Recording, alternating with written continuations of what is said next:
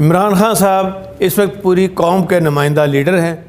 अब कौम ने समझ लिया है कि इमरान खान के ख़िलाफ़ कुछ होता है तो इस मुल्क का हर पाकिस्तानी, मुहिब्बे वतन पाकिस्तानी, ख़वातीन, नौजवान, तुलबा और तालबात, गोया कि हर सोसाइटी का फ़र्द ये अपना फ़र्ज़ समझता है कि हमने उनके साथ खड़े होना है और जो लोग ये कर रहे हैं उनको एक मैसेज देना है कि सारी कौम अब एक तरफ हो चुकी है।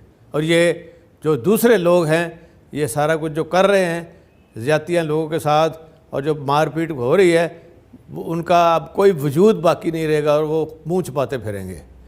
जहाँ तक एहतजाज का, मैं सबको यही कहूँगा कि एहतजाज पुरअमन होना चाहिए, क्योंकि यही मैसेज इमरान खान साहब का हमेशा रहा है। और पूरे मुल्क में अब जिस तरह पीटीआई कारकुनों को गिरफ़्तार और इन पर लाठी चार्ज कर रही है, ये नहायत काबिल मज़म्मत बात है। इमरान खान के हमारा वकीलों को जिस तरह बुरी तरह ज़ोदकोब किया गया, उनका खून बह रहा था, उनके गार्ड्स का खून बह रहा था, ये कौन सी इंसानियत है? ये कौन सा असूल है? ये कौन सी आइनी चीज़ है जो वो कर रहे हैं?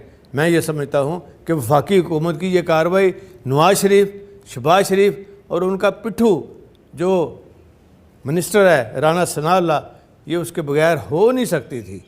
और ये शौक़ पूरा करके देख लें, इनको जगह नहीं मिलनी कहाँ मुंह छुपाने के लिए। और जो भी इनके साथ अब चलेंगे उनका कोई पॉलिटिकल फ्यूचर नहीं है।